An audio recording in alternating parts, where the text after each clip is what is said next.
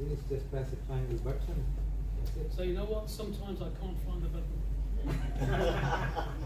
Ask Virinda Sharma to find the button. एक minute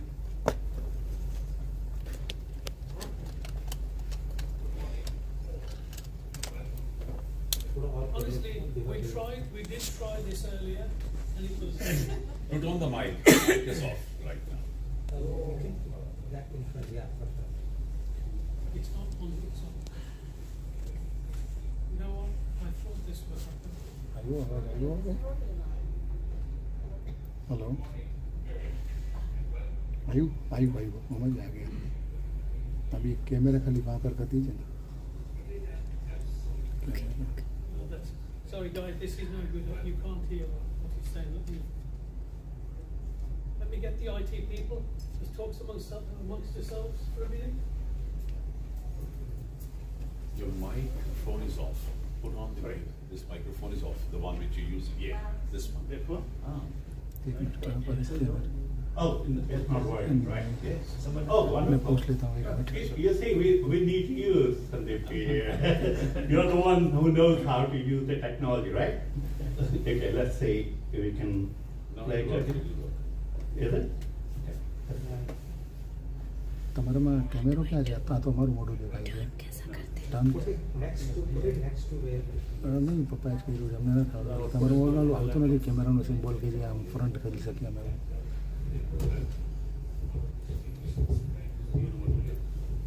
back camera આપ ચાલુ કીજીએ નહીં પણ કેમેરો જ ક્યાં જઈ નથી આવતું નહીં બેક કેવી રીતે કરવાનું એક મિનિટ હું કરું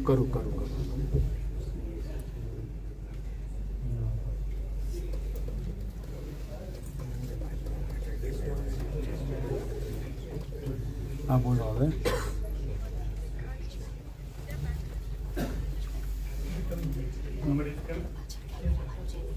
તો કરી દઈશું હા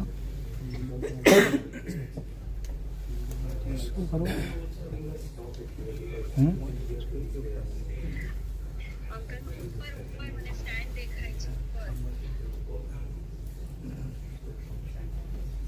Okay, so if I can fill this gap, no problem. So I'll give my introduction then instead of giving my introduction later on. Yeah. But instructor programmer, yeah. Yeah. So I'm quite good at doing bhangra dancing, by the way. Okay. Fantastic. Let's start that. I'm quite good at entertaining. एक minute वाला camera वाला teaching. खड़ा हुआ है And my professor could tell me I'm often quite good at work at VCU. So, Birmingham City University, on behalf of the organising committee, again, welcome. So I've been at the university, boy and man. I liked it so much I stayed for 35 years.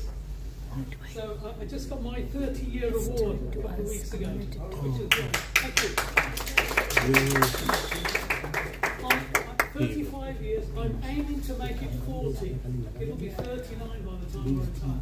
So if I can make it to 40, I'm going to get £400. That's my aim, if I can make it. So my background's electronics, and then I changed to computing, and then I did some software and some IoT.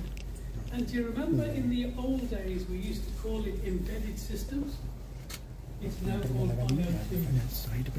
And you know when we used to have all these Excel spreadsheets, now called data. And you know when we used to make all these decisions, it's now called AI. And now, so my bit is going to be threading all those three things together to try and show you. So I'll leave you, it's my thought on the presentation. So what is AI? Got some eminent experts in the room today that will talk about AI. I'm going to bring it right down to basics so everybody can understand it. So kids can understand it too. And sometimes I have to go right the way back. So my talk is going to be about IoT data and decision support and how we can use the data around you. So to give you kind of an insight into my talk, think of all the data that's being generated while we're sitting here. Other than data, us talking and entertaining each other and exchanging emails and PowerPoints that change in the morning which give me a headache. Other than those, what's the data that's emanating from you at any particular time? And how you can take that data and use that data. So I'm giving my talk now. It's good. It's good to hear We that. have somebody here who can really talk about the what you're talking. May I invite Pandit Raman Trivedi to open, come here please, with the Vedic mantra, because, you know, and he's a priest at the Mahakal temple in Ujjain. We are very honored to have you here today. So,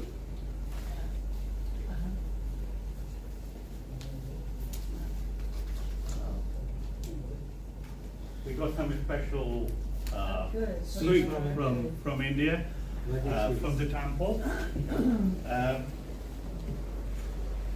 So can we? Yeah, we need some chanting, or maybe you can come. Use this one. Yes, sir. Can you do that?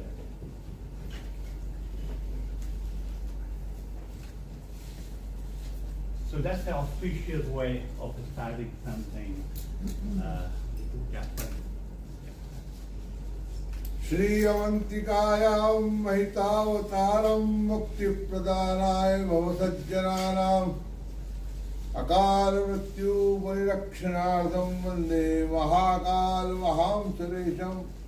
तो बोलिए हर हर महादेव। हर हर महादेव। 16 मंत्र है जिससे 16 कलाएं होती है। हरे रामा राम रामा हरे हरे। तब बोलिए हरे रामा राम रामा हरे हरे। हरे कृष्णा कृष्ण कृष्णा हरे हरे। हरे रामा राम रामा हरे हरे। हरे कृष्णा कृष्ण कृष्णा हरे हरे। हरे रामा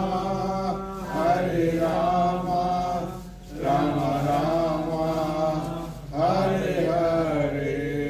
हरे कृष्णा कृष्ण कृष्णा हरे हरे। हरे रामा राम रामा हरे हरे। हरे कृष्णा कृष्ण कृष्णा हरे हरे।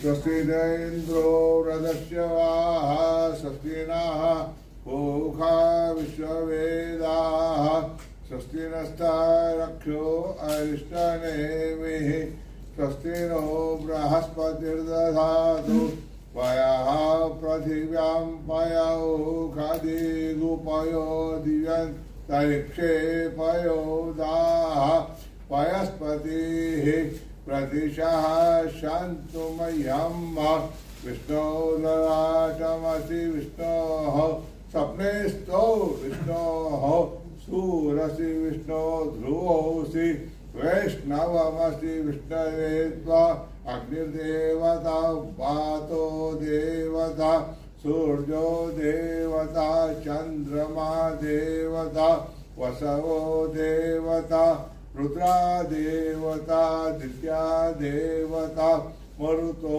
देवता विश्वे देवा देवता बृहस्पतिर्देवतेन्द्रो देवता वरुणो देवता। हमने हमारे 33 करोड़ देवताओं को याद किया है। आपको इस कार्यक्रम में आके भगवान की याद दिलाना मेरा कर्तव्य था। इतनी दूर से आया हूँ। महाकालेश्वर मंदिर उज्जैन भारत का सबसे विश्व प्रसिद्ध मंदिर है, जहाँ शिव ज्योतिर्लिंग का बहुत बड़ा स्थान है। आप जो हिंदी समझते हो ठीक है, वरना कोई। I will translate it. Thank you. जय Mahakal. Thank you very much. नमस्कार। बहुत बहुत शुभकामनाएं। So we'll have a message from MP and then we'll start. Yeah, sit down.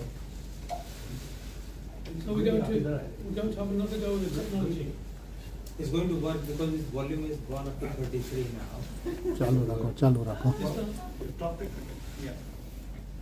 જો બરાબર છે ભાઈ hello INDO-UK Leadership Summit. Nearly. So we'll just 36. Let's go to 66. દેખાય છે બરાબર see, I don't even need a microphone. It depends on the people. બરાબર You know, people who are good. It's shouting at the children. That's what's doing it. And being a teacher. બરાબર He would have shouted at more people than you. Okay, so shall we try that? Yeah, I think it's reasonable. Good morning, Okay. all, and welcome to the 2022 INDO-UK Leadership Summit. ચાલો It is an absolute pleasure to open this event and to welcome our distinguished friends and guests from across India and around the world. My heartfelt thanks goes to Campus Healthcare and the World Book of Records for facilitating this fantastic dialogue and for deepening India and UK's special relationship. As a British Indian, it is my most fervent belief that India and the UK are natural allies with shared values, skills, and strengths that closely align. Both countries continue to break boundaries in healthcare, education, technology, and the environment. But the best days of our relationship lie ahead. Through summits like these, bringing businesses, leaders, academics, professionals, and politicians together, we create critical conduits for us all to exchange ideas and provide new opportunities. Unfortunately, today I'm in Liverpool at our Labour Party conference. But I very much look forward to joining you all tomorrow in the House of Commons. Enjoy today and see you tomorrow.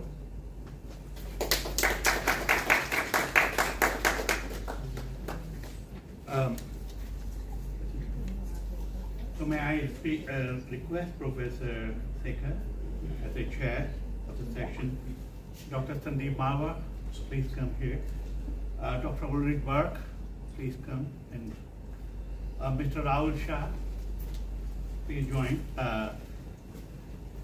Mr. Ramesh Arora will be joining us in the afternoon. Dr. Rosette, Jose, please. It's your team here, and Mr. John Romford, please. So now it's your session. Thank you so much. Thank you. And apologies for running so No, late. that's all right. Please. That's all right.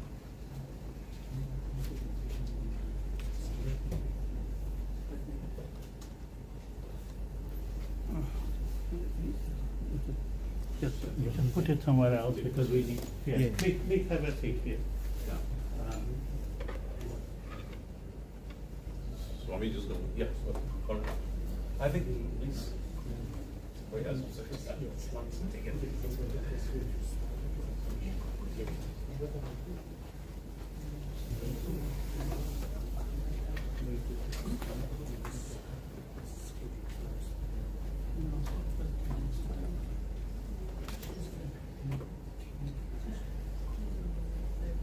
Good morning, everyone.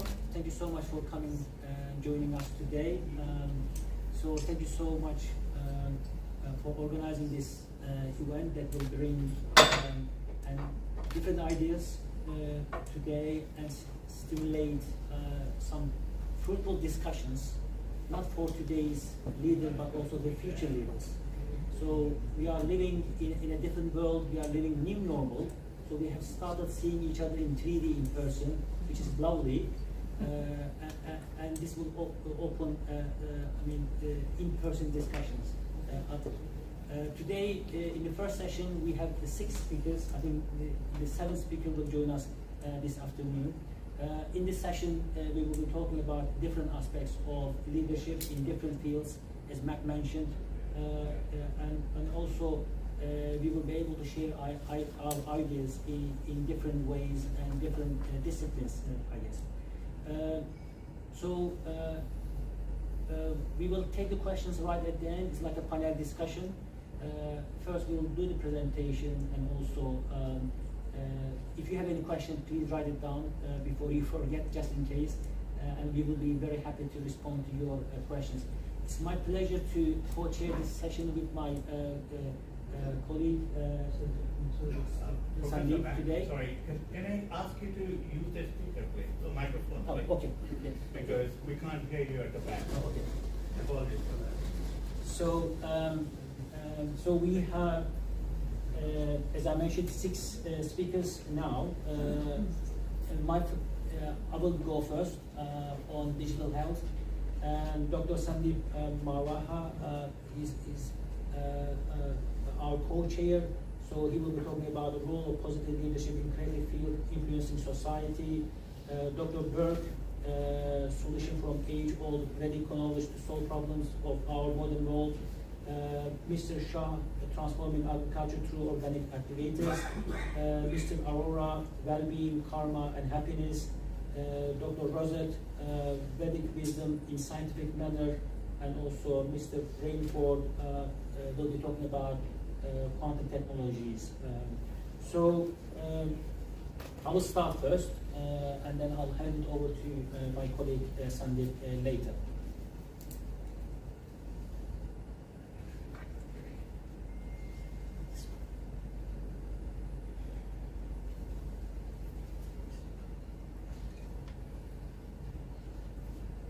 It's a bit like the trains onto the slope.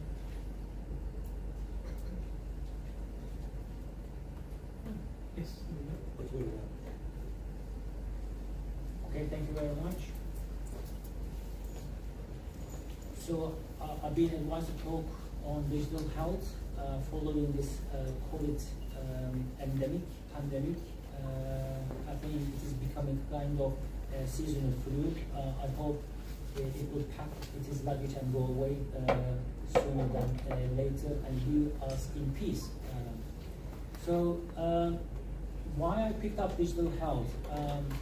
So since my undergraduate, I eat and breathe data within the context of health. So in my undergraduate, I did a project in my final year on monitoring and analyzing vital signals of human being. I look at ECGs, EMGs, and so on in a theoretical way. And I did my master's in biomedical engineering. This is where I tried to develop a system or a model for robot arm simulation. This is where I analyzed the muscle signals that were recorded through some biosensors. It was a kind of non-invasive way of recording and analyzing muscle signals for the robot arm simulation. And then finally I did my PhD in biomedical computing. This is where I went into the genomes and also image processing to be able to look at how we may be able to predict the prognosis how we may be able to make a decision on prognosis of cancer patients. I had 2 case studies on breast and prostate cancers, and I worked with a number of different hospitals. One in Italy, the other one in Sheffield, Holland, and also the other one is California. And also I worked on different projects in different institutes. For example, the first one on the top on neonatal intensive care unit babies. Babies were born prematurely. When they were born prematurely, they develop a kind of hemodynamics in the brain arteries. So we need to be able to monitor this and diagnose it. So it requires a 24-hour monitoring for babies in the neonatal intensive care unit, but you can't put a nurse in front of all these babies, individual babies. So there needs to be a kind of intelligent system. This is where we worked on this at the Leicester Royal Infirmary Medical School in Leicester. And then also we worked on the, for example, skin analysis, non-invasive way of monitoring the skin disease or skin aging and so on. It was shown as a promising technology for the future of skin assessment. I've done a number of projects. For example, another one was on terahertz imaging and analyzing skin disease, and especially on the proteins, genomes aspect of all different disease in the human body. And this is where we have been using digital tools. We have been developing digital technologies, and we are dealing with all the data things. But let's go back a bit and see what has happened during and just after COVID. So these are just three different aspects of COVID, and we have already seen these. Let me start with the first one, because vaccination was based on the analysis of the COVID virus. So we look at it is sequences of the viruses. We isolated it and we put it in the machines, and we extracted its genome, and this way help us to understand its behavior. And this has helped us to develop, first of all, understand the mechanism of this virus and how it has been infecting human beings. And also this way has helped us to develop some treatment regimes. And also finally, we came up with a vaccine which was based on this genome sequencing of all these different variants of coronavirus. So the sequencing of viruses or cells and so on generates data, massive amount of data. Because of the UK's previous expertise and infrastructure, then UK has become a leader in terms of the genome sequencing of COVID.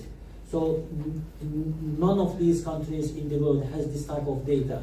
And also a few years ago, UK became the first country that sequenced over 100,000 human beings' genomes. Why this is particularly important? First of all, this will be able to help us understand the variations between humans and their disease, and this would help us to develop personalized medicine or personalized treatment regime.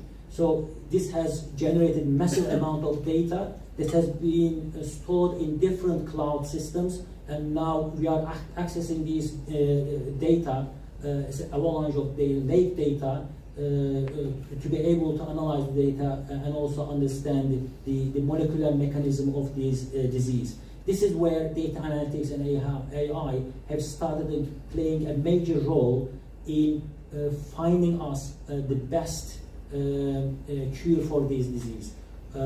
Because whatever we are going to get out of the analysis of these data will lead us to first understand the molecular mechanism of such viruses or other disease, and also this will be able to help us develop personalized medicine and better vaccines for the future. But during the COVID, so in addition to these tools that have generated data as a result of digitalization and so on, and also this has helped us to access these data through a digital environment, but we also discovered something. It existed before COVID, but we started using this telehealth during the COVID much more than before. So actually, what I said, we rediscovered the telehealth, and hospital appointments were carried out and is still being carried out through video conferencing and so on. I think this is particularly important, and this is another good aspect of digital health. So another thing, we discovered another thing. So we developed a mobile app.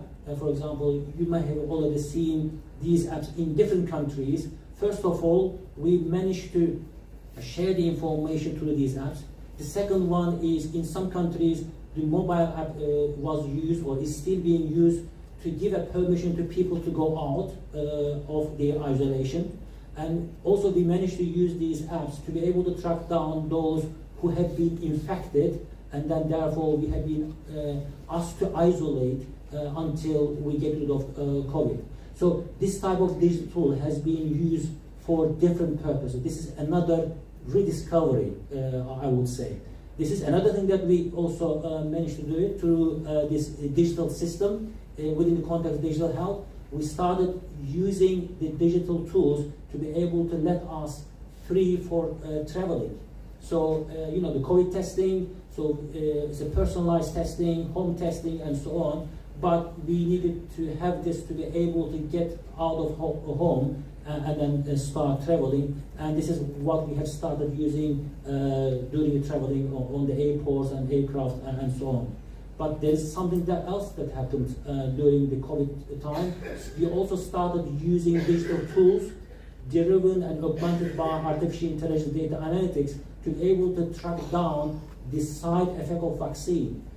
In October 2020, the UK government went for procurement to be able to get a digital tool, AI-driven tool, to be able to track down all the side of vaccine. They didn't want to miss any side effect of this. It was because it was new, and actually the world became a kind of big test center, trial center for this type of vaccine. So it was well over £1 million procurement. So we have seen all these different aspects of the digital tools that have been helping to bring equality to health sector and also the patients and doctors and healthcare providers and also the government. And I'm not talking about the wearable devices, they are already there, so we are using this. And also we have already started accessing these to different routes, you know, the robotic surgery and so on. But this set of digital tools have been rediscovered and have become a part of our life. This is not only this, but also we have started developing digital environments to share the correct information with the world's people. So, you must have heard of different noises about the vaccines and also conspiracy theories behind coronavirus, whether it escaped from the lab or man-made and so on. But World Health Organization developed 4 different tools in different social media environments to share the correct information with everyone in the world. So they develop, for example, Facebook's page to WhatsApp messaging tools. So they are all being used, and we owe digitalization for this aspect. So what else we can see? Actually, we have started creating our digital twin. So for example, if I can get your whole genome sequencing, I can create your digital twin. If I use wearable devices to be able to record and monitor and analyze your vital signals, so muscle signals, heart rate, and also the other important signals, so I can create your digital twin. And also, if I start recording and analyzing your social media inputs, if you are talking about your health and so on, I can create another digital twin. A couple of years ago, I delivered a talk in another aspect of data analytics in social media, and I showed Facebook, Twitter, you know, LinkedIn, and so on, and asked how many digital twins you have. So when you look at the health domain, we have several digital twins that we have created. So if you bring everything together, so we can have our one digital twin, and this will be able to help us understand our own disease, leading to a personalized care. So because of the importance of this, quite interestingly, 3 months ago, UK government came up with a plan for health, digital health and social care. So I don't know why they waited until now. Just 3 months ago, this was published.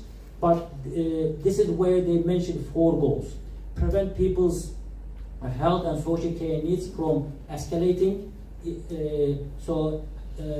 Pick it up and action on the point of the place where this disease is seen.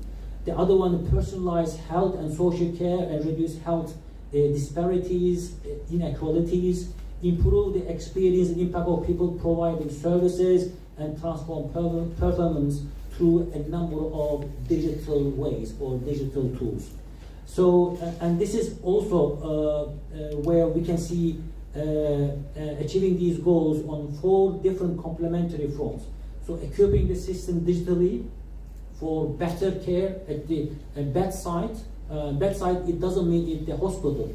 It may be a home, or it may be wherever these people have been cared for.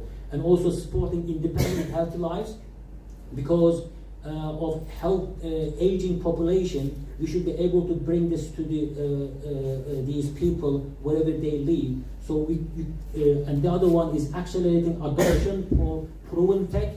So there are some issues in technology being put forward to hospitals or care homes and others. So this is something that we need to look at as today's and future leaders, because we need to bring this technology to the benefit of the humanity in a better and faster way. And also aligning oversight with accelerating digital transformation. This is particularly important because if you look at digital transformation in different fields, so this is where we are a bit slow. And also we need to think about how we may be able to change the culture and bring this digital transformation into the front line in a faster and better way. So we started talking about these 4 goals on complementary fronts. So in what way these important issues, and this will bring equality to the human beings to be able to get their deserved health and social care wherever they are. So unfortunately, because of privatization or because of different aspects, because you live different parts of the world, so equality is not there. But it is quite interesting. About 2 months ago, McKinsey published an interesting report on digital health, an opportunity to advance health equality.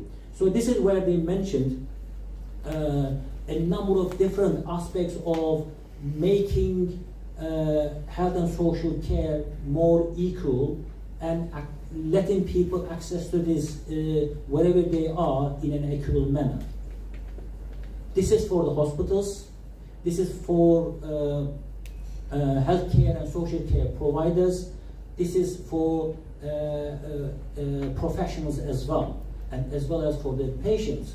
But there is also a business aspect of this. This is quite interesting, because when you look at the investment on different areas in the health sector, there is something that we need to consider from the business aspect. Because now in this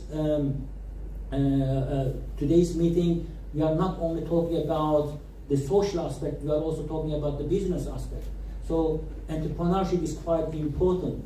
And over the last few years, so the investment is being increased for those who are targeting this group of people.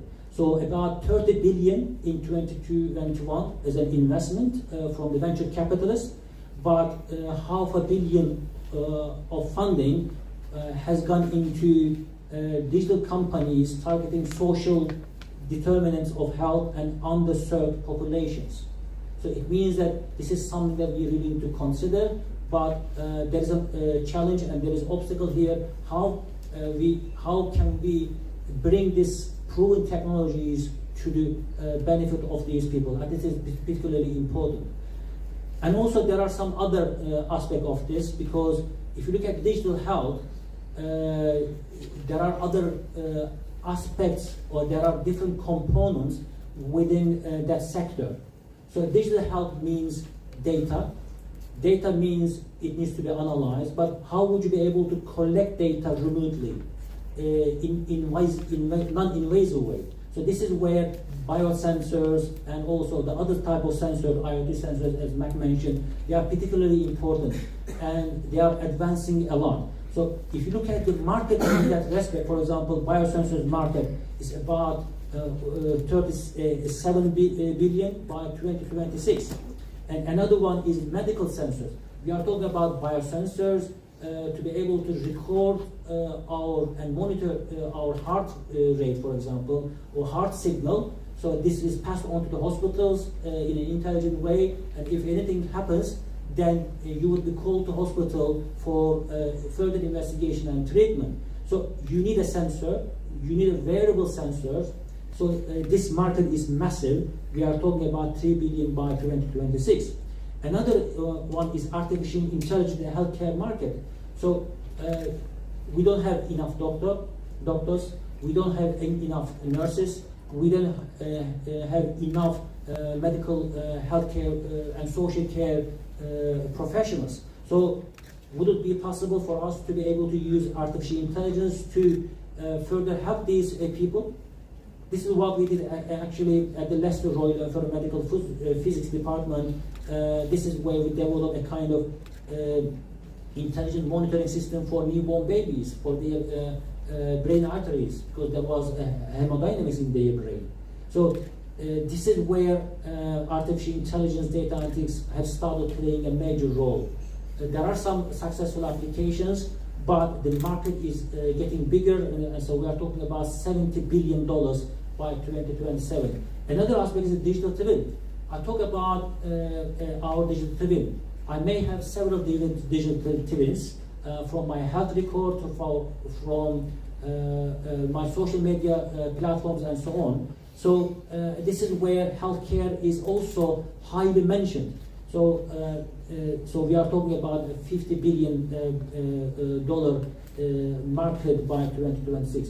So in that case, when we talk about academics and aspect and research development to be able to deal with these challenges, so the challenges are there and solutions are getting there, and we need to invest on this. But also we need to support SMEs and young entrepreneurs to be able to bring this technology to the front line so that everyone can benefit from this. And this is one of the ways that we can increase the equality within the context of health and social care.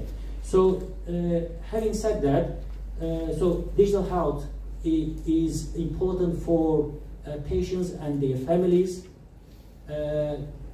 Through digital health, we may be able to bring the equality and also we can reduce the pressure on healthcare providers, hospitals, professionals, governments, and so on. And also there's a business aspect of this and how we may be able to get these small or big businesses in the front line and open their ways to speed up the process and scale up their deliverables. So that's all from my side. I didn't want to talk about all my projects. There are several, but I would be more than happy to talk about it during the breaks. Thank you so much. Thank you. So as we mentioned, so we would like to take the questions right at the end. But I would like to invite my colleague, Dr. Sandeep Marwaha, as our co-chair to talk about role of positive leadership in creative field influencing society. So Sandeep.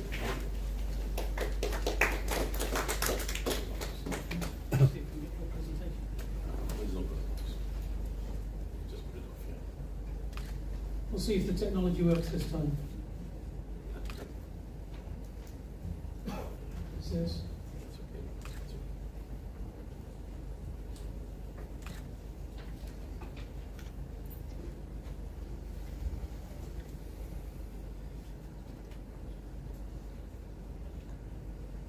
I think you can see it. Just put it off. See it.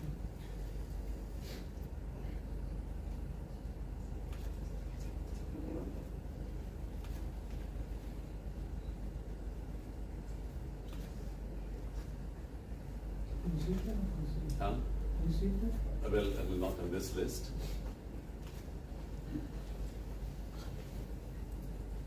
Other list? Do you have any other list? This is the one. I'm not using any slides. I'm not using it. Oh, sorry. Okay. That's why I can't see. I said the technology. I think your AI is working too Oh. advanced. That's why I can't find the list. Okay. Thank you, Mr. Seeker, chair of the session. Good morning, everyone. What a pleasure to be here this morning with all of you at this beautiful, well-designed leadership summit. Let me take this wonderful opportunity to extend my heartiest congratulations to Mr. Diwakar Sukal, and also I would love to extend my heartiest thanks to Mr. Diwakar Sukal for inviting me here and giving me this wonderful opportunity to be part of this session. Let me start with two very powerful lines which I love them. कि सभी दिशाओं से शुभ सुंदर भाव विचार भरे नित अंतर पुण्य धरा बन जाए स्वर्ग ये मेरे यत्नों से Karunakar. What I'm trying to tell you in these two lines, whether it is north, south, east or west, whether you're in India or abroad, whether you are on the top of the hill or you're standing at a seashore, whether you are in a lush green garden and looking at some colorful flowers, or maybe looking at the most beautiful woman on earth, the fact is there are two things which are much more beautiful than what you can see with your naked eyes. And these two things are your thinking and your feelings. And the best part is that both the things are right within you. You don't even need eyes for that.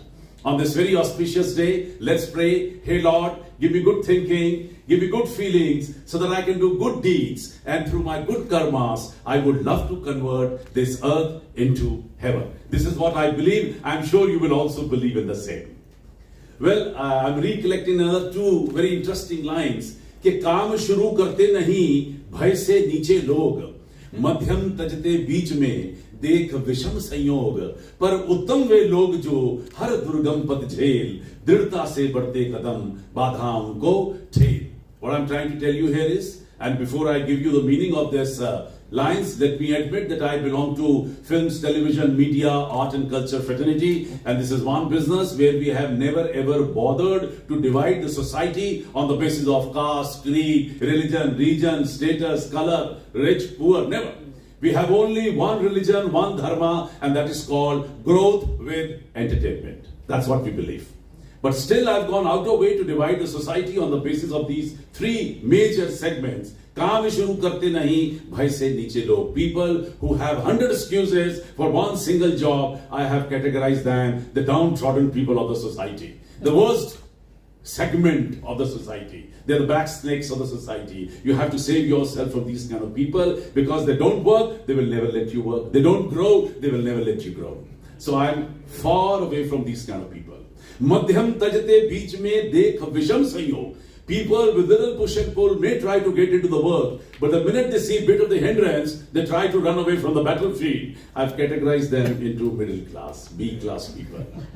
पर उत्तम वे लोग जो हर दुर्गम पथ झेल. Who are the people who belong to top class? People who are ready to face all sort of unforeseen circumstances. They are honest to their profession, they are hardworking, they want to achieve something in life, they have goals in life, they have enthusiasm in life, they want to work, they want to prove to the world. And people with zest, enthusiasm, I have categorized all these kind of people into the first class because they are the people who ultimately turns out to be the achiever. And trust me, there's a one common thing which I have found in all these people, a very, very strong determination.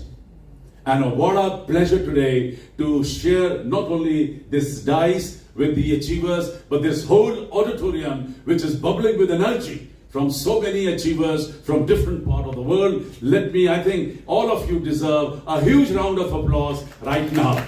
You are the real achievers. Well, my dear friends, the minute I say leadership summit, suddenly, I while drinking coffee, a hot coffee here before the seminar, I just created a new definition for leadership which I would love to pass on to you, because the minute I say L stands for latitude, longitude, and this is what a leader must have a vision. He must see this way, and that way. That's L stands for the longitude and latitude of the work, and it also adds the labor, the hard labor we should be mentally prepared for. And the best part is that you should be ready for long working hours. So when I say leadership, so L stands for these things. When I say E stands for energy. E stands for enthusiasm. E stands for excitement. Because that's the job of a leader. Then only if he's not enthusiastic, then probably he'll not be able to lead his the whole affairs. When I say A means ambitious. You have to be ambitious in life. That I have to be an achiever, I have to do something great, I have to reach to a destination, and his job is to see the dreams. And dreams are not the one which comes under your sleep. The dreams are the one which never let you sleep. That's what kind of a dreams are required, by the way. And then and A also stands for attitude. What is your attitude? How nice you are to the people, how sober, down to earth, humble, simple, supporting. That's what is needed, your attitude, A, leader. And D, when I say D stands for discipline, punctuality, regularity, sincerity. And that's what makes dedicated person, and that's what a leader has to be. And then I say E stands for extraordinary. E stands for extension of your work. E stands for explanation which you are required and asked for. This is what a leader has to keep in mind. R stands for research. You have to be a student of research if you really want to be a leader. And that means you have to study your history, subject into detail before you taking any step further. And R also stands for result oriented. All that what I'm talking, it actually leads to that you have to have at least some kind of a result, not only talking. So this is what a leader is all about.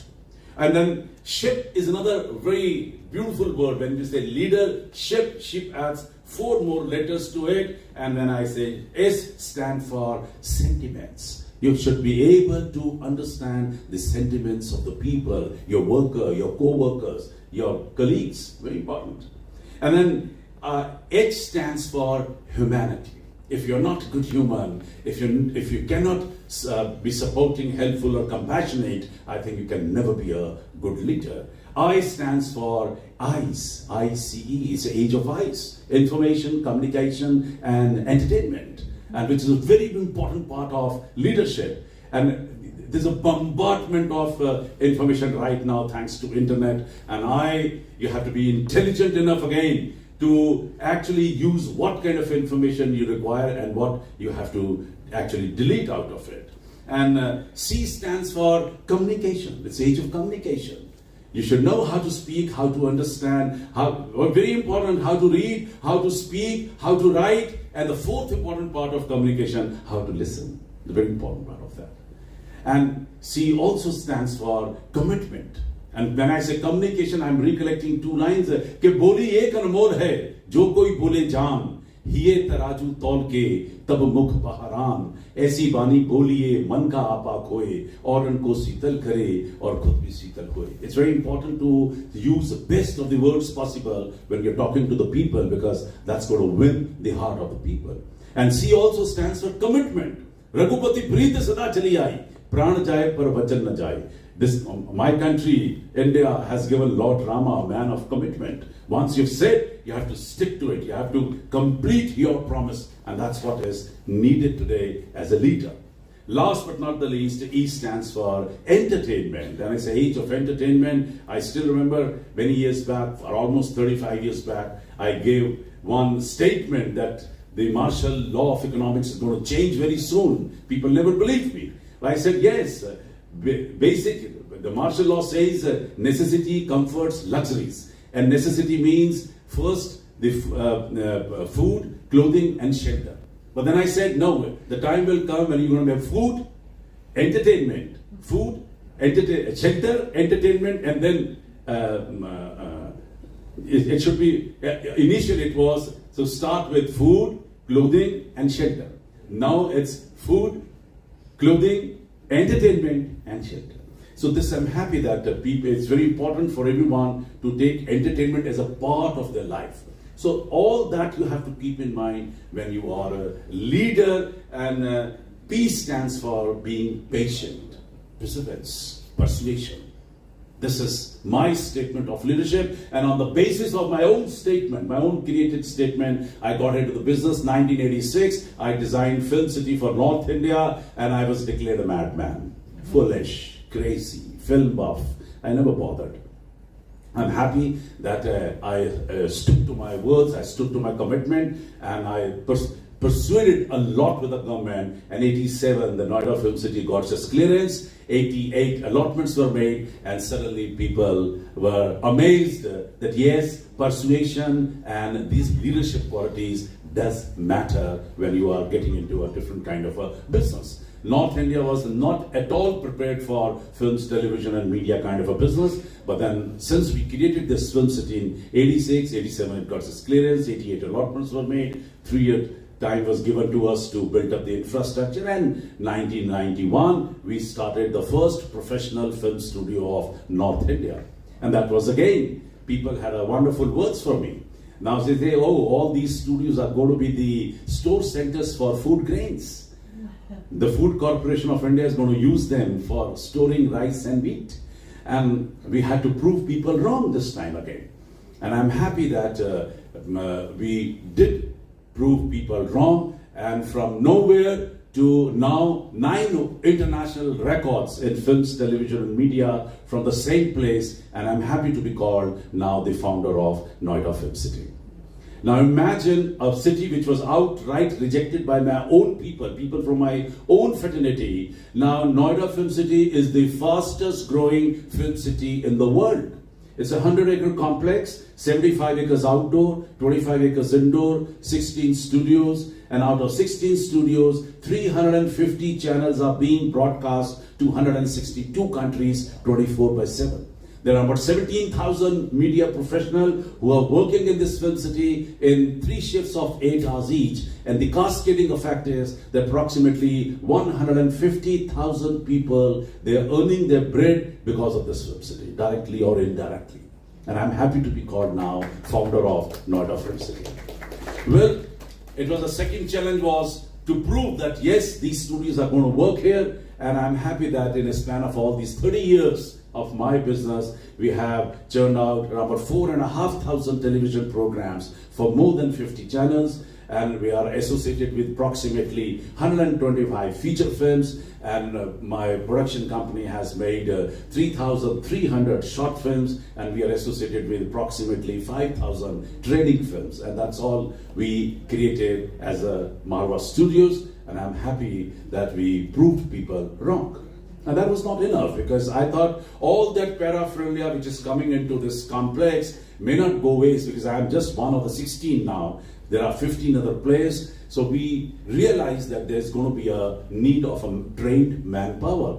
And that was a time, way back in 1993, we started the first private film school of this country. It was 4th in the series. The other 3 belong to Government of India. And this time also people, they gave us some wonderful quotes without mentioning them here. But then we again have to prove people wrong. Because even to my own research and survey, I found that all film schools are generally run by government in many different parts of the world. But this time when a private body getting into a film school, because film training is one of the most expensive training after aeronautics. So people thought that we're going to fail and this is going to be a disaster, and he has to close down and go back home. But then only these qualities, what I've just mentioned in leadership, they saved us, and we were adamant with 4 courses, 40 students in a first batch, to now the first film university of India. I'm very happy we have proved to the world that we can do it. In a span of all these 29 years of education, we have churned out 20,000 media professionals hailing from all the 28 states, 8 union territories of India, and 145 countries of the world. Now, how adamant you are, how strong determination you're carrying with you, it matters. Because there was a wrong concept. When I entered into this business, people thought people with a creative bent of mind, they're half mad, they're crazy people. They don't know anything. They are very poor in management. They don't need our support. So I had to prove everyone wrong. That creative business is today one of the finest business, and it is related to each and everyone, right from a kid to a man who feels that he is retired. You need entertainment, you need media, and this is how I try to got into each and every segment of business. And that was not aimed, because we thought it's very important to keep the whole film city bubbling with energy and fire. We created an International Film and Television Club, where we've been conducted now 10 major festivals of the world. All of them are international, and we have been able to attract so far 3 million people to Noida Film City. That's actually going to be my 9th world record, because single-handedly we have been able to attract 3 million people to Noida Film City, and we're very happy about it, and we've touched almost 156 countries of the world so far. We got into production. We started making films, television programs, and short films, documentaries, films for government, films for private sector, and so on.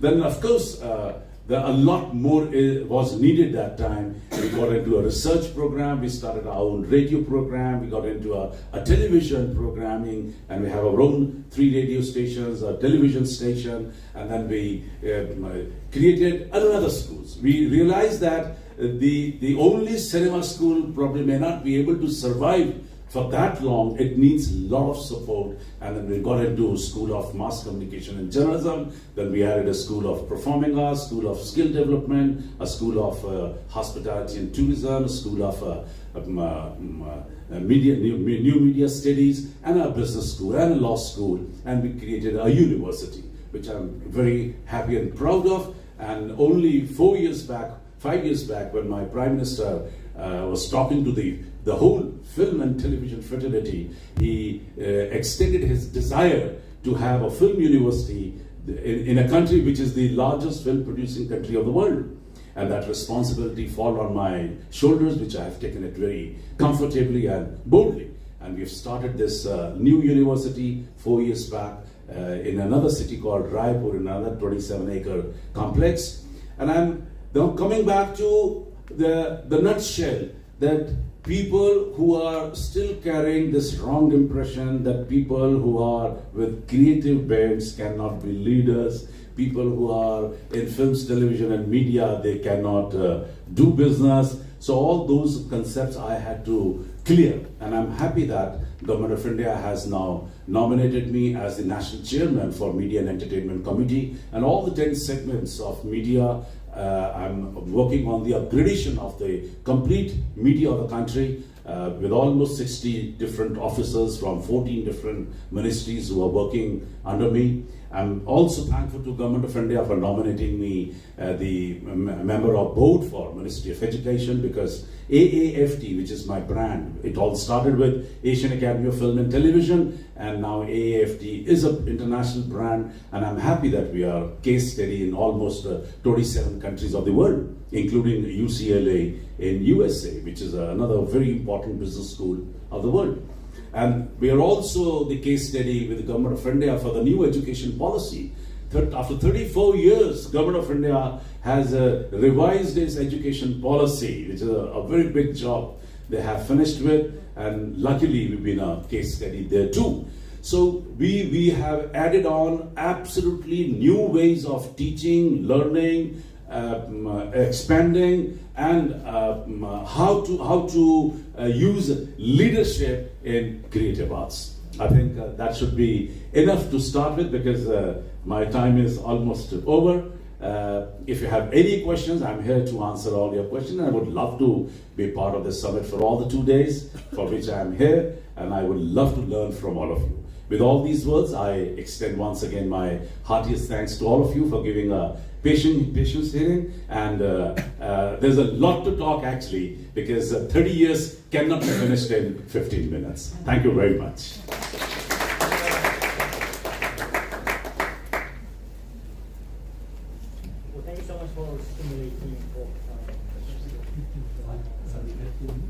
want to invite our next speaker, Dr. Berg.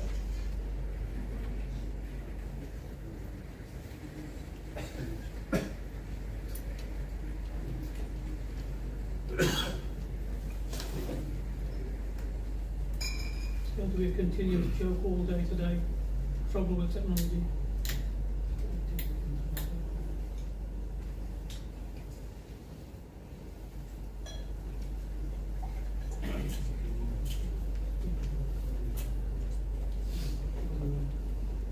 It didn't come through.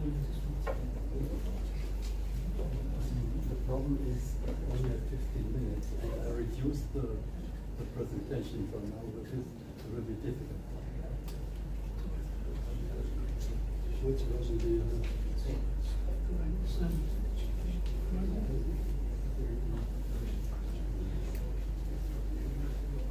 The one on Sunday.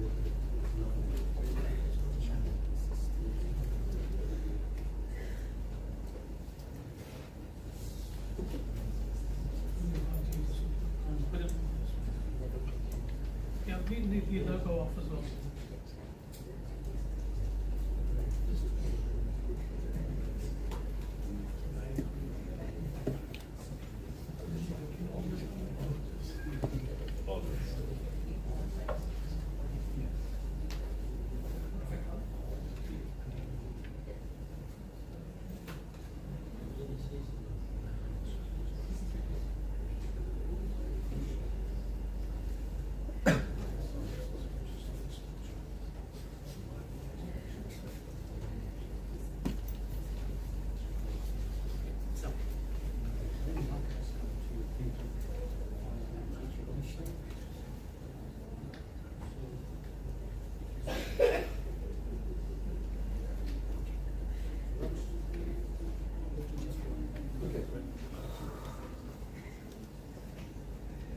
Okay, just one moment to sort out some technical problems.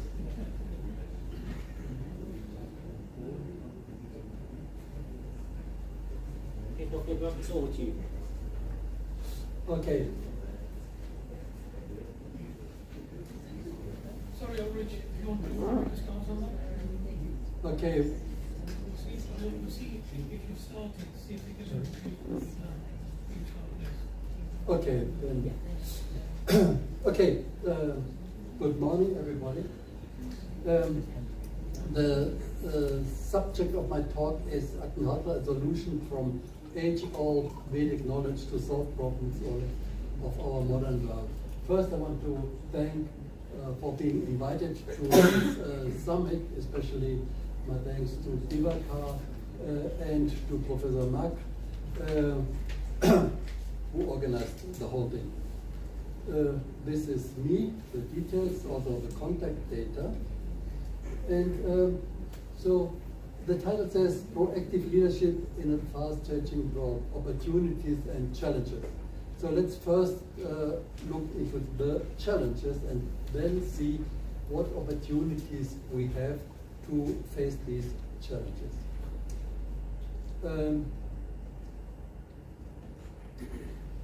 So now, this is an INDO-UK summit, but as the problems, environment, especially environmental pollution, which also leads to climate change, these problems are all global, so I will not restrict my talk to these two countries. And also, as the time is short, I will concentrate on the environment and especially on agriculture. In the past, ecology and economy often were thought as opposites. But I will show that taking care of our environment is also economically viable and even more profitable than conventional farming.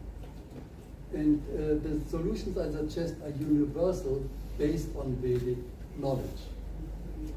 When we talk about sustainable development, in the past agriculture has not been sustainable.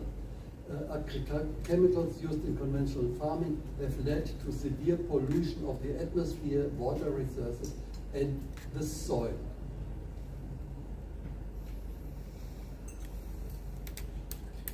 So it is totally clear we cannot continue like that in future.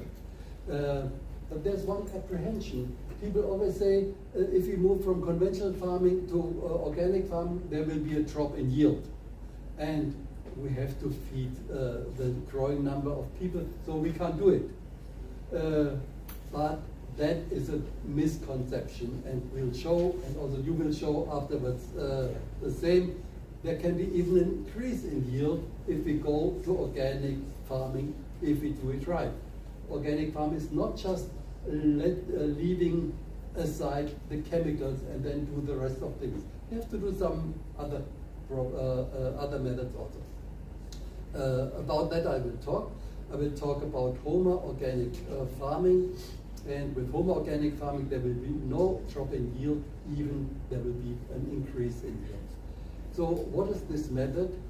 The basic tool of home organic farming is Activators, which is a simplifier which you do in a copper pyramid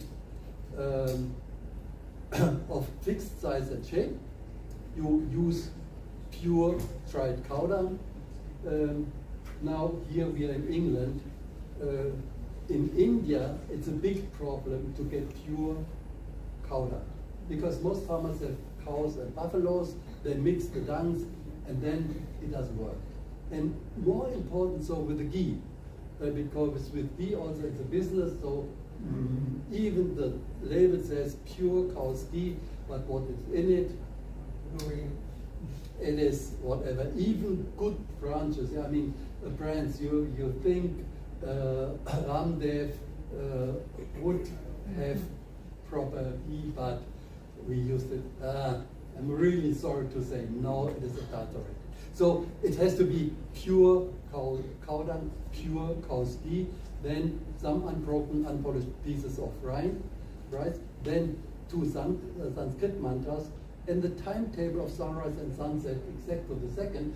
But that now is very easy. You know, you have on your phone, you have an app, and you know wherever you are, you press 2 buttons and you get the exact time, sunrise, sunset for this place. So it's very easy now. Earlier, when I started more than 40 years ago, I had to use a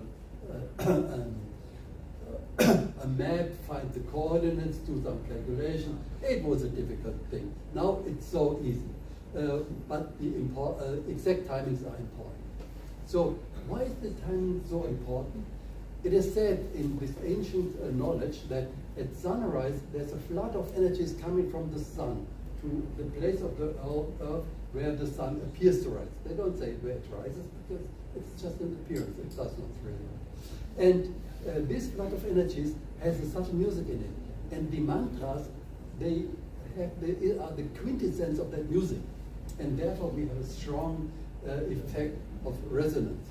And also quite interesting, some American astrophysicists said the same thing. He said that at sunrise, million ampere currents head in towards the Earth, and at sunset, they're sent back.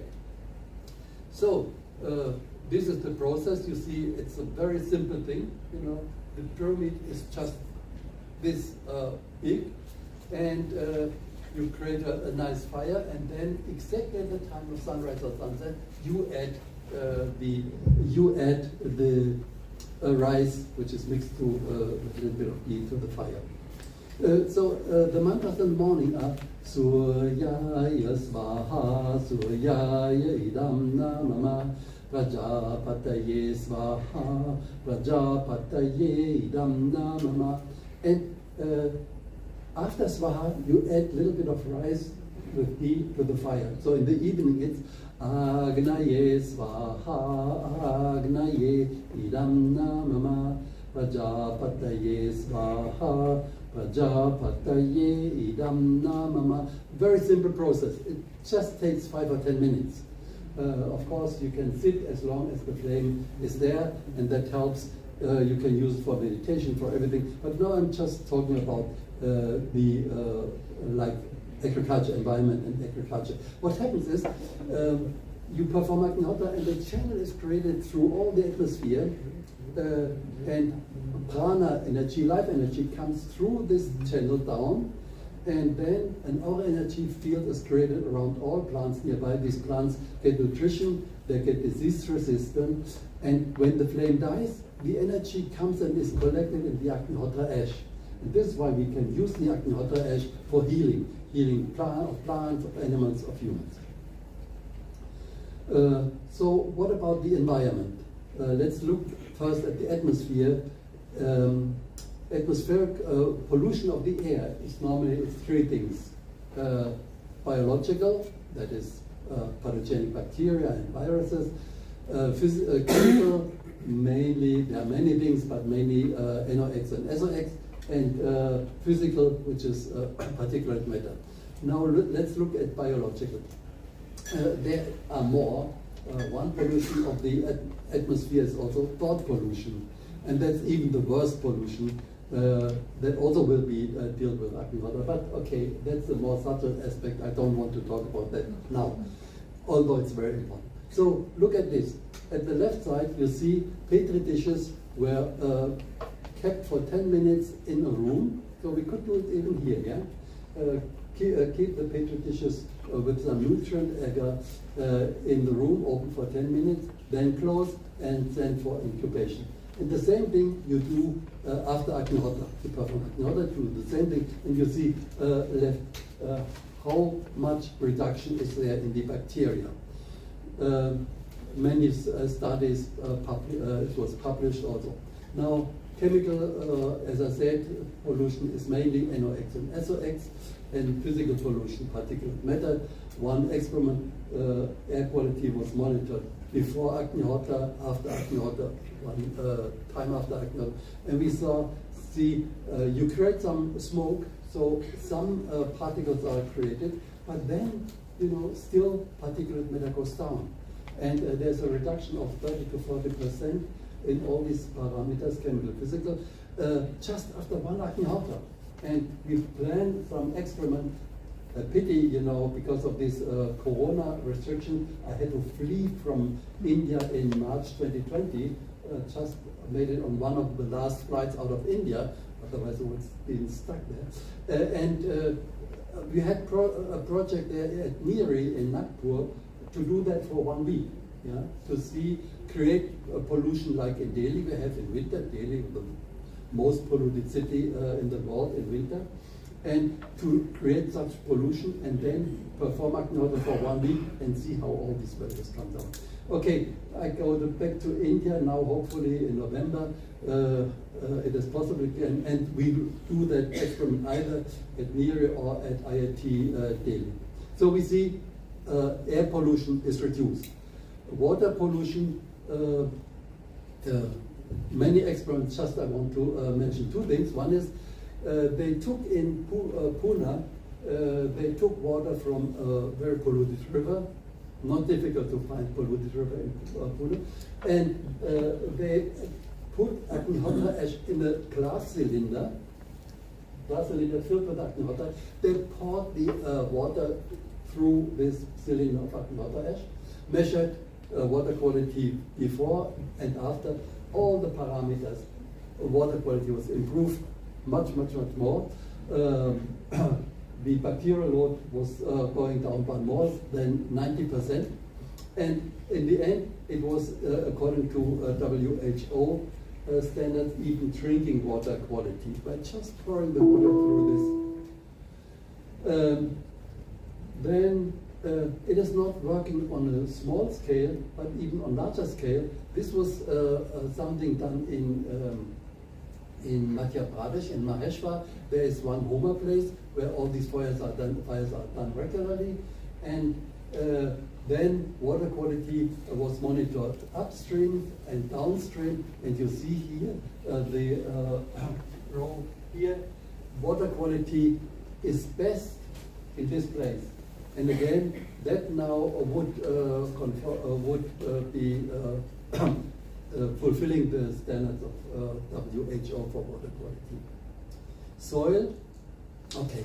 Soil is very important, and often people don't even think of it because they think, okay, it's just dirt. But there's a Sanskrit text written more than 3,500 years ago, and it says, upon this handful of soil, our survival depends. husband it, and it will grow our food, our fuel, and our shelter, and surround us with beauty. Abuse it, and the soil will collapse and die, taking humanity with it. And that is exactly what we are heading to. Yeah. So we have to do something. And the FAO, Food and Agricultural Organization of the United Nations, says if we would continue like that, just wait till 2050, and then only 1/4 of the soil which we had in 1960 would be available. And that definitely will not be enough to feed all the growing number of people. We have to do something. So what we have to do? We have to rejuvenate the soil. We can, with homotherapy, we can rejuvenate the soil starting from the level of microorganisms, viruses, bacteria, fungi, algae, and so on. And in this way, a healthy microflora and microfauna is created. One example is, we know the soil, in the soil, normally we have the formula NPK, that is the macronutrients, which agricultural people always talk about. But we have nitrogen more than enough in the atmosphere, and phosphorus is normally enough in the soil, but it is not in a water-soluble form, so plants can't take it in. You add Activators ash, and then the percentage of water-soluble phosphorus increases. That was done, this experiment was done nearly 40 years ago in the US. Similar experiment was done in Germany. The question is, how come? There are certain microbes, bacteria, which make phosphorus water soluble. And these bacteria, it has been shown in some experiment, they increase 1,000 times if you add Activators ash. By the way, also nitrogen-fixing bacteria increase 100 times. So the soil is there, the atmosphere is there, everything is there, only you have to make good use of it. And with this method, homotherapy method, all that happens. We have done other microbes also. One more thing is, there's large areas are either sodic, alkaline, or acidic. And in millions of hectares, hundreds of millions of hectares worldwide. So in India, in northern UP or Uttar Pradesh, there are large areas of sodic and alkaline, of sodic and alkaline soils, large areas. There was one little experiment, one plot, one farm was divided in 3 plots. One was conventional farming, one was organic, using also vermicompost, one was organic plus Activators ash. And see what happened. The conventional farm pH was the same. With just organic and some vermicompost, it came down by 0.8%, which is a point which is quite good. But within one season, with Activators ash, organic with Activators ash, it came down by more than 2 points. So now we have soil which is nearly neutral, everything can grow there. And it's not only if you have sodic soil, but also if you have acidic soil, 4.4, that was in Poland. That is heavily acidic. Normally the agricultural engineer came and said, okay, forget about it, you can't grow anything here. What they did, they just continued and did the Homer methods, and see, they grow everything. Nobody there grows tomatoes. They have wonderful tomatoes there. And later on, they also tested the soil again. It was neutral. So see, we have in the world 800 million of hectares of sodic and saline soil, and 180 million hectares of acidic soil worldwide. If these soils could be made productive with these Homer methods, that would be a really big thing. And doing some experiments, that is, these costs are rather tiny compared to the possible gain. So I suggest everybody who is into science or has some connections, that could be a big thing. By the way, now we are also talking about business. That can be a big business. Yeah? Just you buy some of these million hectares of soil which are unproductive. You do these methods and you turn that into farms where you can produce so much food. I mean, that will be a big business. Okay, one more thing: effects of soil on the climate change. Farming is responsible for approximately 20 to 25% of all the greenhouse gases. And one important factor is that with these conventional farming methods, the soils are degraded, and means the carbon matter, organic carbon matter, goes to the atmosphere, and then in the end we have deserts. Yeah. With organic farming, you turn this back. And the soil can store a lot of organic carbon. Plants store also quite a lot, like 500 gigatons. People often talk about the Amazon rainforest. Yes, they store a lot of this carbon, but the soil stores 3 times of that amount. And if we do this farming methods, then the soil, instead of releasing carbon, it will store carbon. And these are the details which I now can't say. And that would lead to the situation where not only we can keep the CO2 concentration at the level where it is now, but it could even be brought back. Exactly. And that could happen within 10 years. So that is a big thing. Only people should look into it and then check it, and then not just believe me, just check, do some experiments, and if it proves true, then apply it, and then one big problem could be solved. And also the environment would look much better. The effect of plants, okay, I have to go fast. There were experiments showing how this method improves quality of plants, like here, quantity increased, oil content increased, disease resistant higher. Only 2 things I want to say, and then I'm finished. There were 4 MSc studies in Dharwad Agricultural University, that's Karnataka in India, southern India. And they studied tomatoes, cabbage, soybeans, and okra. And they studied yield, pests and diseases, and the quality, nutrient contents. Yeah? And in all the parameters, and compared with conventional farming, and in all the parameters, there was some increase. Yield increased, yield per hectare from 15 to 43%. Diseases were controlled. So now let's go to the economy of organic farming. Yeah? If the yield increases, we can expect also the economy will be better.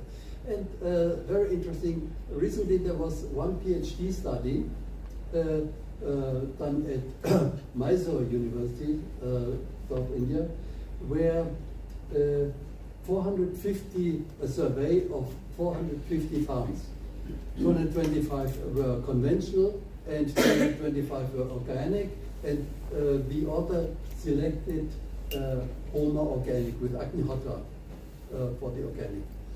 And the farms were in south, in Karnataka, in the middle, in Madhya Pradesh, in more north, Chhattisgarh. And see here, this chart shows the income per acre and per season. Not per year, but per season. And you see, at the left side is the Agnihotra farms, and most of the farmers, they had an income between 26,000 and 30,000 rupees per acre per season. And the conventional farmers, there were only very few, with the violet bar, who had this income. Their income was mainly between 16 and 20K, and you see here the organic farmer, only very few had such a low income.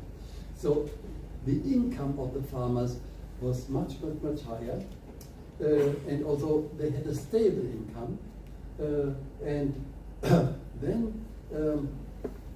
also the expenses were less as compared to conventional farming. Yeah? They didn't have all these chemicals or the pesticides and so on, and most of the fertilizers they produce on the farm itself. So that means the profits of the farmers increase. So why not do that? And in addition to higher profits, Homa farming builds up soil organic carbon, as I mentioned. So it is even now called carbon farming, because some of them they get carbon credits for that. And second, the soil health is improved. And healthy, productive soil is really the most important asset which the farmers have, the wealth which they can give to the next generation, to their children and grandchildren. So this is a way how we can achieve sustainable development from village level, achieve global food security, and that's it. Thank you. Thank you. Thank you so much for this very stimulating talk. Thank you so much. So I would like to invite our next speaker, Dr. Shah. I'm from Germany, but I live actually probably more in India than Germany. Do we all get this presentation? We can always, if you're interested, we can share that with you. Yeah. No problem.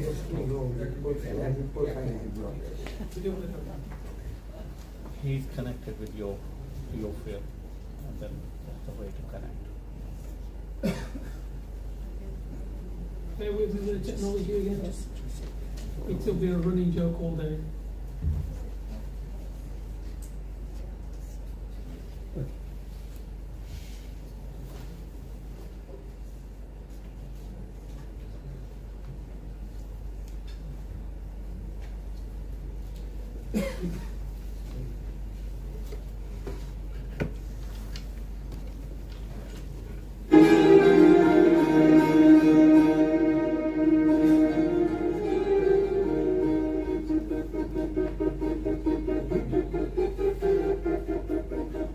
See, this technology is just not going to work all day, is it?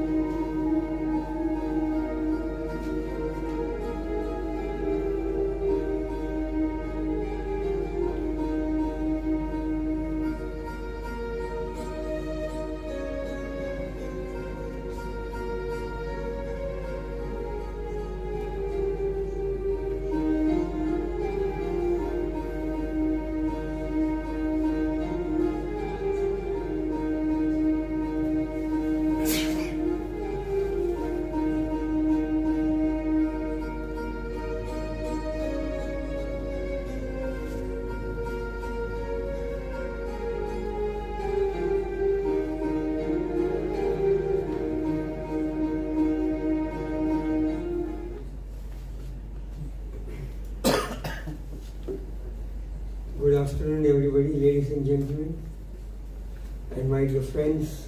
Myself, Rahul Shah, founder of Gajali Group.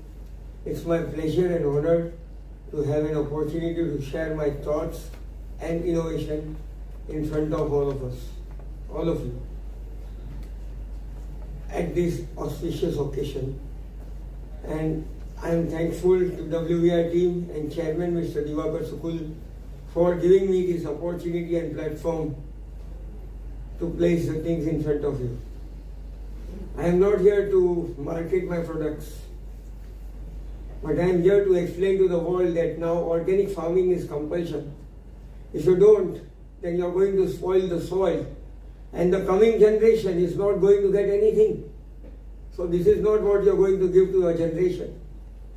We have developed a organic fertilizer made out of plant leaves, stems, barks. Extraction is being done in the style of God. What planetary system act accordingly, magnetical field and gravitational field has been taken care of while doing the extraction of this. And the main carrier to the whole thing is Gomutra. We do extraction in a very old method of the Indian culture, from where I come from. And that extraction extracts the one which cannot be extracted by alcohol, by acids, by water, by oil. Nothing can be soluble in such substances. Like there are so many minerals which cannot be solubilized, the matter remains as it is and the form doesn't change. But in Gomutra, after a certain time, it changes. But only Gomutra cannot act until and unless the water is being given to the enzymes, which grows by itself. And that is how it starts turning its position. We have tried in lots of ways and lots of manners. But this is how we have got the result. I think when I tell this, people are shocked.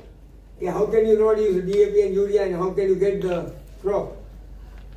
You get the crop only by using this, because dosings are important.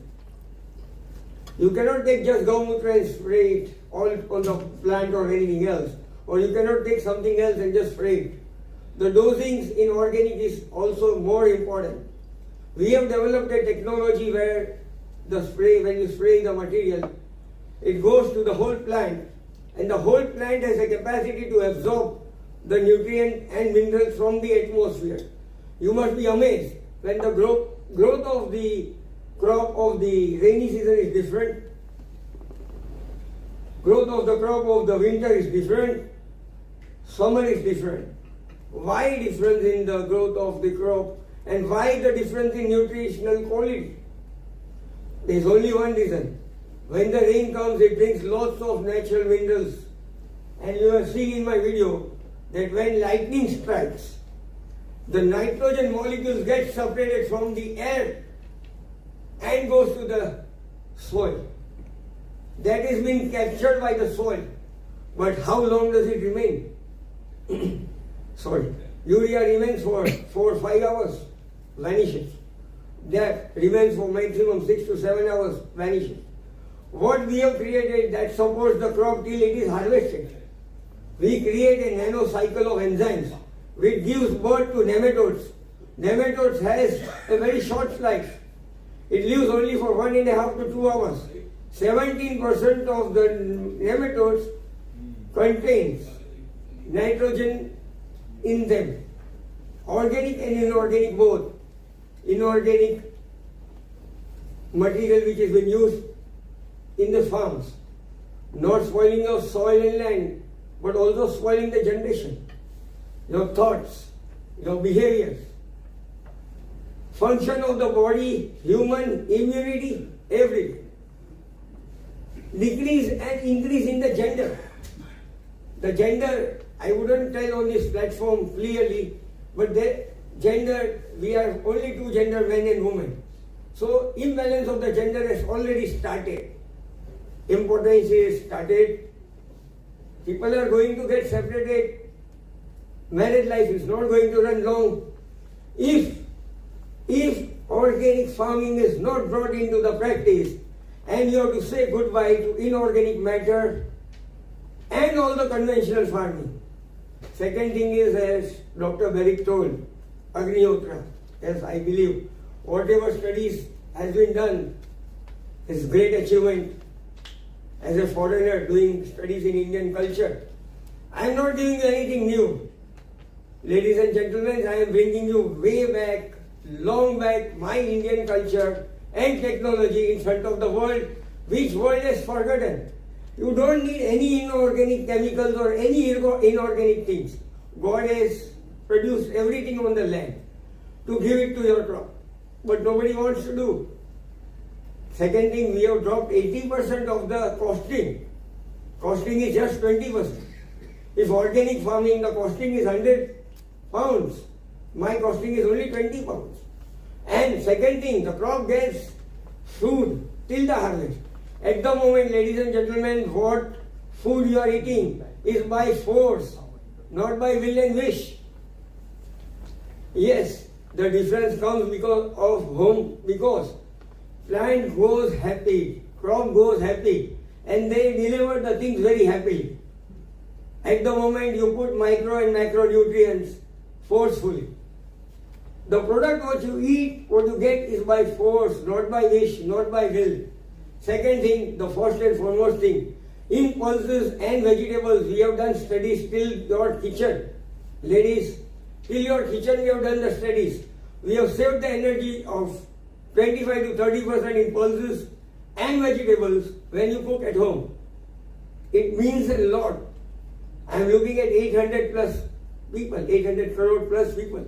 Not only my country. I am looking at the world because this is a revolution. You need to join. When you are saying 20 to 30% energy, it's a huge calculation per house. Pulses. And the second thing, the taste, the nutritional quality. We have been able to remove, we have been able to control carbohydrates and sugar in potato, and lot many things with diabetic patient is being denied by the doctor. You cannot consume.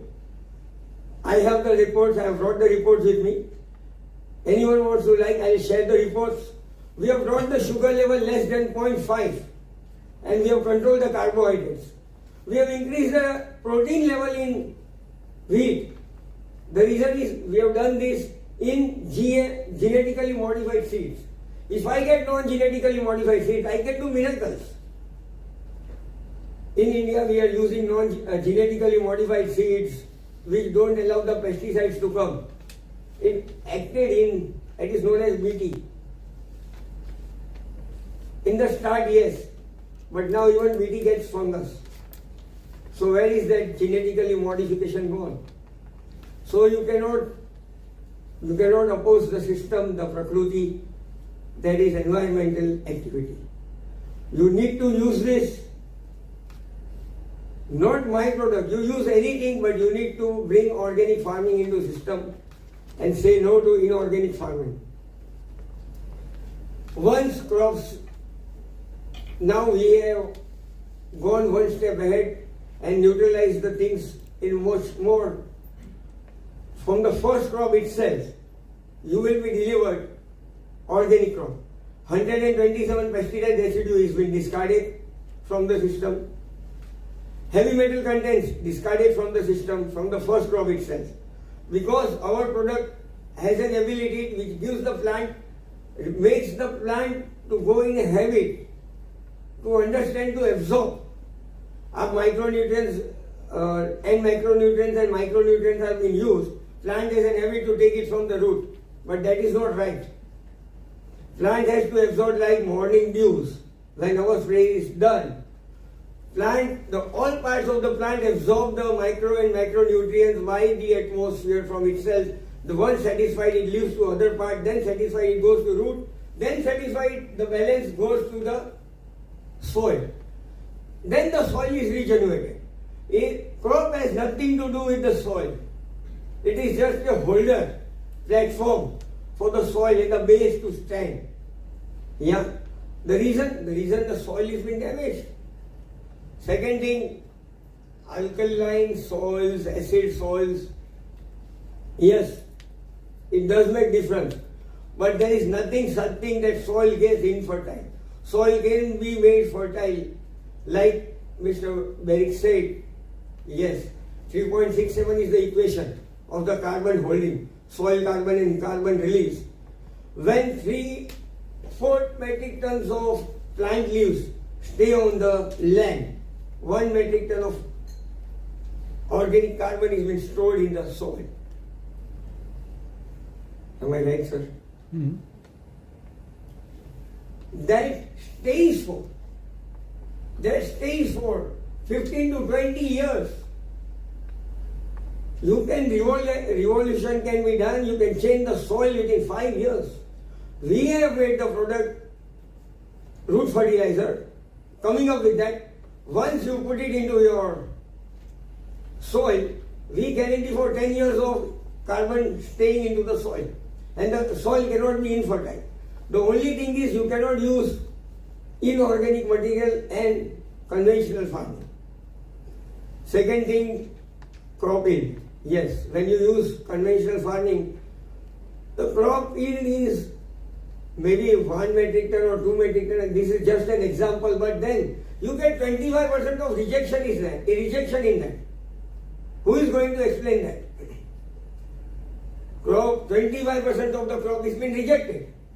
In organic farming, rejection doesn't take place. We are giving you more. And that is how farmers are attracted. Basically, we are not giving more.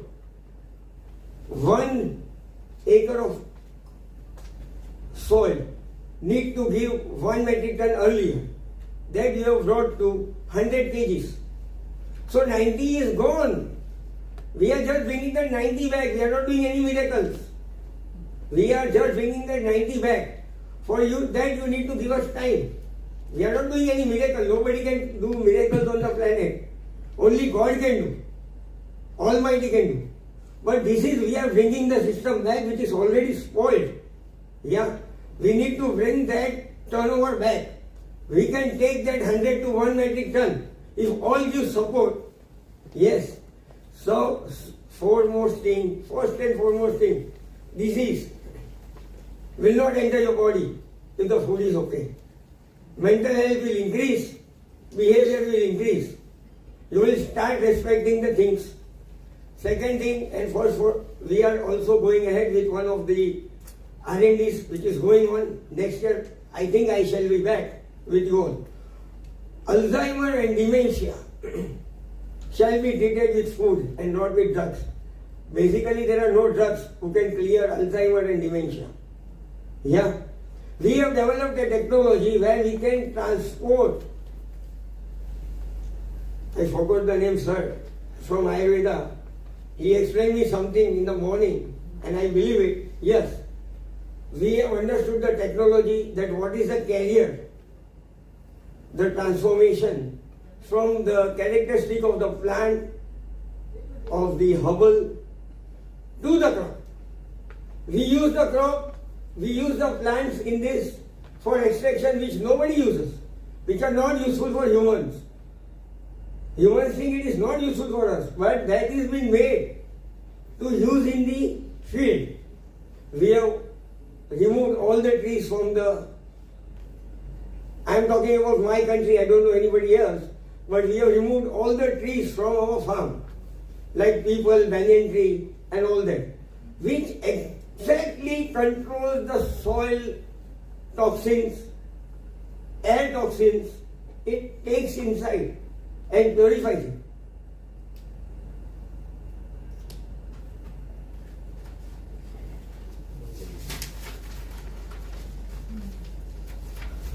Dear members, I am again telling you the same thing. I am not here to promote the products, but to share some thoughts and respect to organic farming and ecology as food plays a major role in our day-to-day life. Basically, we have developed this product and balanced the whole ecological system, not economical. Whole ecology system is with balanced. We have gone till the kitchen.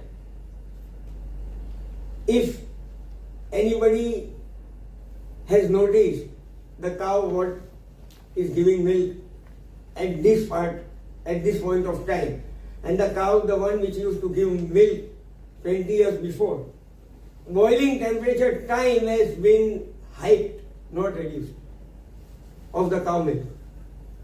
And the pasteurized milk, it takes double the time of the unpasteurized milk. So people don't understand, but yes, your cooking energy has gone up by 30-35%. People are talking about environment and global warming, but basically what? Your thing starts from your kitchen. Sorry to say that, but I don't know to speak anything, but I am an innovator and I have given 16 years to my product. Still I have not sold even 1 liter of the product. All have been done R&D and R&D. We have now been able to join hands with Canadian company and we have started doing business with them. And we are very happy to do that. My humble request to you all to promote organic farming in whichever way possible. And stop using synthetic fertilizer, chemicals and any other. You need to promote this, not as a product, as a generous thought for the universe. Hence, Thank you. thanking you. It's a good reminder. Well done. Everyone. Thank you very much, Dr. Sir. Thank you very much for Later. raising. Yes. Later. Thank you very much for raising the awareness of organic farming and bringing solutions. Thank you so much. So I would like to invite our next speaker, Dr. Rossett. Dr. Ross.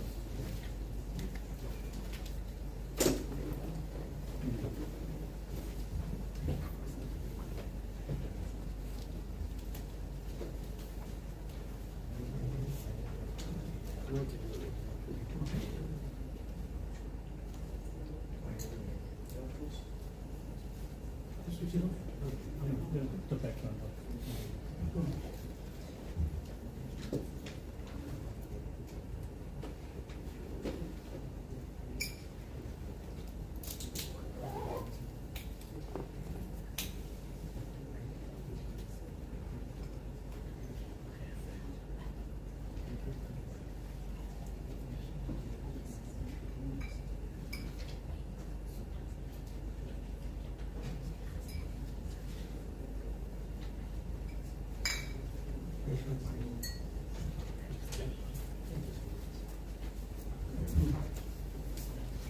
Because the session has been long and very interesting topics, I'll be very brief.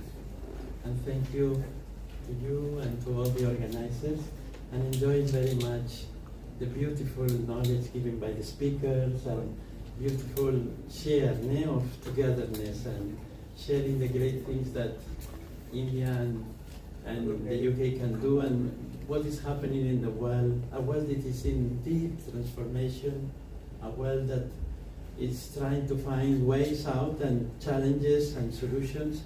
And thank you for the opportunity to be with all of you. You see, my specialty as in the field of research and development is something that connects very much India with the world. You see, as scientists, we research nature in various ways, and we find knowledge of nature, laws of nature that allows then technologies to be unfolded.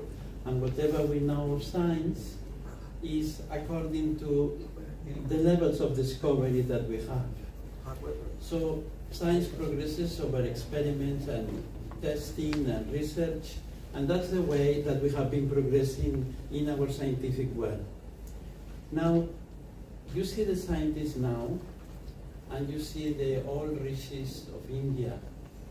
And what is the difference and what is similar?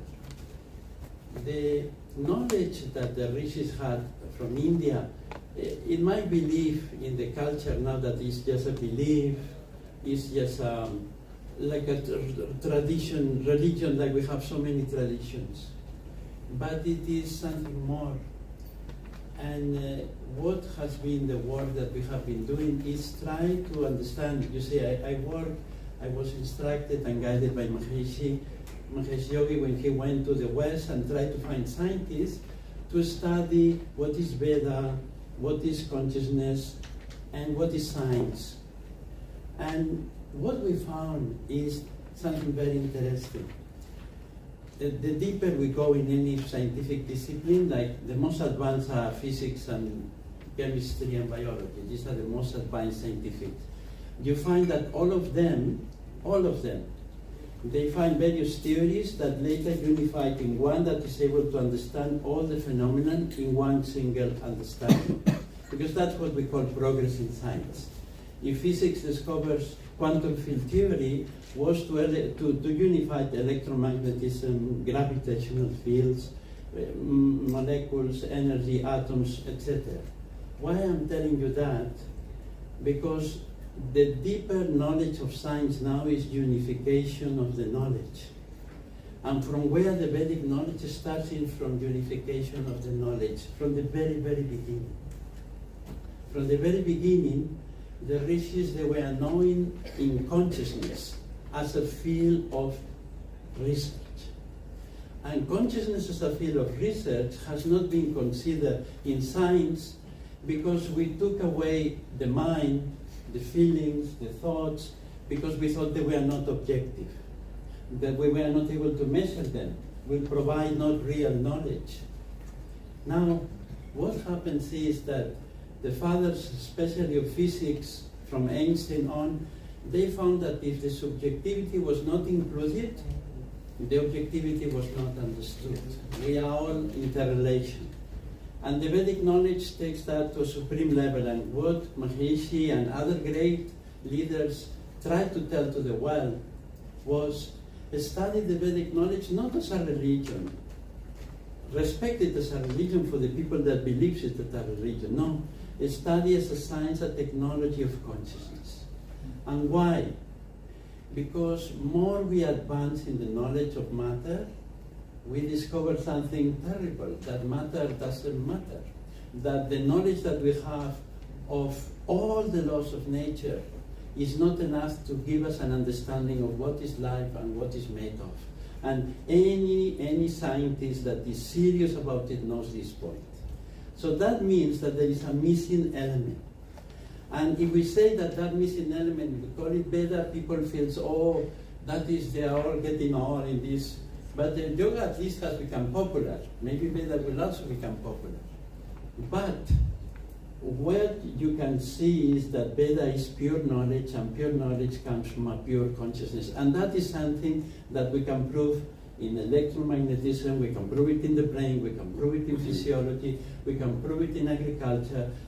Our colleagues have explained so nicely in HOMA or in fertilizers. We can prove it in health, we can prove it in education.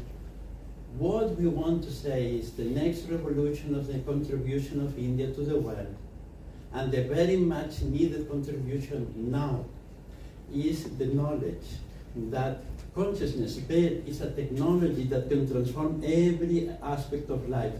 And the main questions of life that has no answer, because our way of studying science is limited to our intellect and our perception of life, they get an answer in this knowledge that can be tested scientifically, is being tested, is being put in operation, and can give solutions to the big problems. We saw how beautifully the technology of HOMA can be helpful for all the environmental issues and global warming. Now, in the same way, the technologies of consciousness can prevent wars, can prevent all different economic crises, can create, there is no problem that we have in the world, no one of them, that cannot be avoided or prevented with a proper technology of consciousness.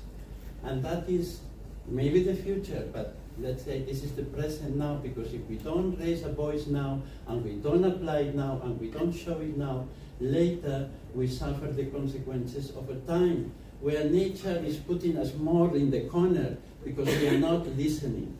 We are not listening, so life has become more stretched. Our comfort is being put on the question, whether we have a pandemic, where we have economic situations, where we have dangerous wars, because the time where the possibility of certain comfort in society with a model is finished, and a new social model, a new economical, a new technological model is coming, where society will transform, otherwise we'll not be able to progress with a planet that is finished its natural resources and is losing and is not anymore in control of its own destiny.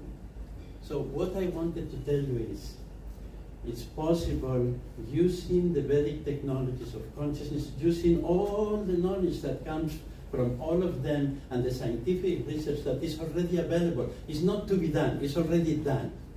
It's not to be tested, it's already tested. Thousands of publications are already ready and they have been done. And I have participated in more than 120 universities with thousands of researchers in all fields, and this is already, and it's known. It's the time for this to be in the household word, because that will be the solution to our life, and that is the time that is coming. And the Vedic blessing of today is that it's a science of consciousness, can be utilized, can be applied in any field, and that gives us the hope and the option that we can do well with the time that nature is making us to experience. Thank you to all for the opportunity. Thank you so much. Thank you. Thank you. So I would like to invite our last speaker for this session, Mr. Wade Ford, for his talk on quantum technologies.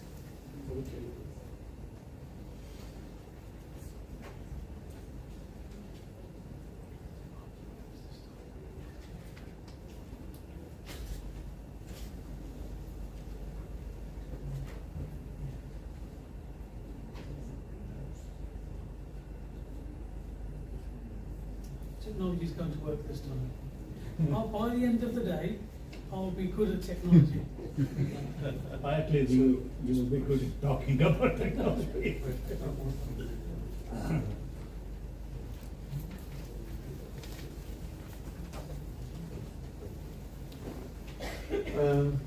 Fantastic talk, by the way, and I totally concur with your vision of consciousness being so important. I've been very privileged to work with scientists. My experience is mostly in business, but trying to find the right applications is quite important. But what I've noticed is that when scientists get together and solve amazing problems, there is somehow a spiritual lift in that experience. And I've noticed that for many years, and I've actually brought that to the table in a sense, because we work with scientists now, quantum physicists, and they are quite close to this inner knowledge, I would call it. So that to me is a fascinating journey, and I think that we seem to be on that page, right now, and hopefully we'll progress from this. So my role really with some big name companies, I don't need to mention them, is to help them convert some of their ideas into reality. So believe it or not, we come back to this question of what is reality? Have I just jumped ahead? Sorry, I didn't mean to do that. So what is, that is part of the learning that we need to understand what their all take is on their perception of quantum physics and how it relates to reality. So that's quite important in the sense that we've got to solve problems. How do we do it? And we need to reevaluate what our perceptions may be. And especially in business, you need to know exactly, as much as you can, the market itself. So that's, and I've actually called it Quantumpreneurs business. And again, we're very privileged to work with some world leaders, and I call them scientists, they're world leaders for me, exploring this notion of reality and the implications of some of the applications. So this is why we've got to listen up, because there's a quantum technology tsunami on its way.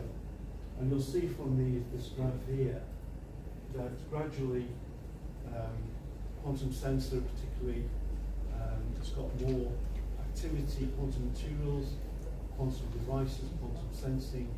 I'm more involved in quantum sensing at the moment, but that may change. So you can see that there's a gradual progression. And I think that the UK is investing $1 billion, and I think India has, done the same sort of thing, $1 billion. So we've got to listen up to this because it's coming at us. We need to be aware of it. There are so many applications, it's absolutely unbelievable. The prospects, this is going to be bigger than the internet. So I hope you know. Yeah, I think this will be bigger than the internet in terms of quantum computers, quantum sensing. So, okay, so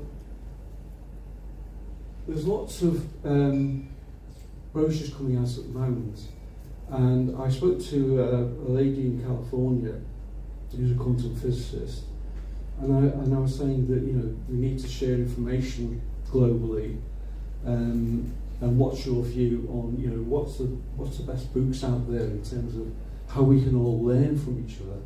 And she says there isn't really any. There's just the mathematics on pages.